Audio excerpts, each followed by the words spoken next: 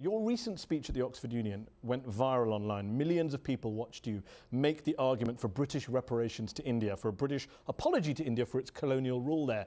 Let's have a watch. The ability to acknowledge a wrong that has been done, to simply say sorry, will go a far, far, far longer way than some percentage of GDP in the form of aid. Powerful words there by you, which won the day in that debate. Don't you worry, though, that one day, in the years to come, an independent Kashmir may ask India for similar reparations and a similar apology based on the same line of argument you advanced there, based on the fact that the Indian government, the Indian armed forces, wreaked violence, havoc, destruction in Jammu and Kashmir in recent decades? I think purely on the specific economic argument that I've talked about, how the British depredations deprived India economically, I think you will find that the contribution of the rest of India to the state of Kashmir economically vastly, vastly outstrips anything else. So the economic argument for reparations would never apply. Secondly, as far as the wrongs that have been committed in Kashmir, Indians have been the first to acknowledge them, to take action. As a democracy, we have tried. Human rights groups do not agree with you at all on that. Amnesty publishes report after report saying soldiers in India have impunity in Kashmir. Impunity is the word that's used. There have been court-martials, jailings, convictions. Military trials, no civilian trials of soldiers or police officers. No, there have been civilian trials of police officers, absolutely. There are policemen in jail today. Amnesty International says, to date, not a single member of the security forces deployed in Jammu and Kashmir over the past 25 years has been tried for human rights violation in a civilian court. Well, there have been court-martials, but it depends on how they define security forces. The police, who are the Jammu and Kashmir police, when they've been guilty of atrocities, they have been tried. Well, how do we know about atrocities? More than 96% of all complaints brought against the army in Indian-administered Kashmir have been dismissed as false and baseless by the army. How convenient. Well, you know, the fact is that some of these complaints are probably indeed baseless. But the fact is that those complaints that had a basis have been taken up and taken. So when people say there have been hundreds of cases of torture and deaths, thousands of cases of sexual assault, you're saying all of the soldiers and police officers involved in that have been prosecuted? Well, I don't know that they've all been prosecuted. They have been exemplary prosecutions. You were external affairs minister. But when you were in government, what did you do to hold Indian armed forces to account for the violence and chaos in Jammu and Kashmir? I have informally had contacts with the Home Ministry about some of the concerns that were brought to me by human rights groups that I've been in touch with.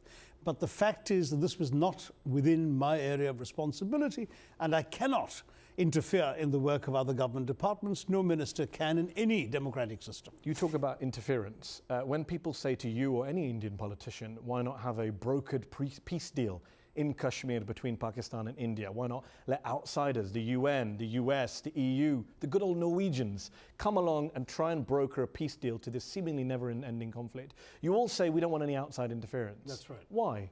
Well, first of all, I don't think we have any problem understanding each other, the Pakistanis and us. We don't need a third party. You didn't have a problem meeting each other? Well, as far as we're concerned, if terrorism were to stop, we can talk about everything. Don't forget there have been talks about Kashmir as recently as during the governments of Prime Minister Manmohan Singh and General Musharraf in Pakistan. Given 68 years later, your two countries still can't sort this problem out on their own, why not have outside involvement? You clearly are not able to do it on your own. Because the fundamental problem in the India-Pakistan relationship is not Kashmir.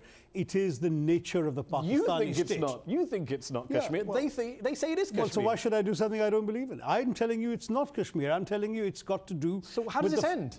How does this end, Shashi? It only ends when Pakistan stops being the kind of state it is, where the military, to justify its disproportionate share of its own country's assets, budget, and GDP, foments hostility on both sides of its borders, both in India and in Afghanistan, to justify its disproportionate We just resources. talked about the Indian Army's fomenting of hostilities. How many people, innocent people, have been killed in Kashmir and framed as militants? Unfortunately, these tragedies have occurred because the Indian security forces have been deployed to protect against terrorism and militancy coming from the Pakistani you know and side. I know, in the 1980s, you were a UN diplomat, you weren't an Indian politician, you knew very well that the reason the Indian armed forces went into Kashmir was because of fraud in elections, because of people objecting to rule from Delhi and about election results being. It didn't start with terrorism.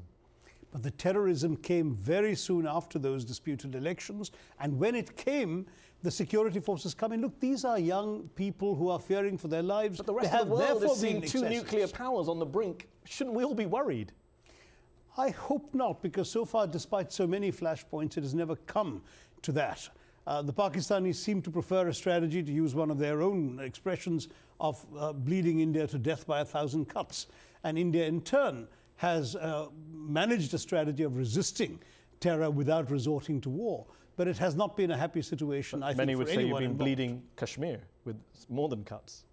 I wouldn't say that, because I've been to Kashmir multiple times. I was married to a Kashmiri. My late wife was from a village which had been, in fact, attacked by terrorists. She lost her childhood home because of terrorist attacks. So there have been, the stories are far more complex than your questioning implies, maybe.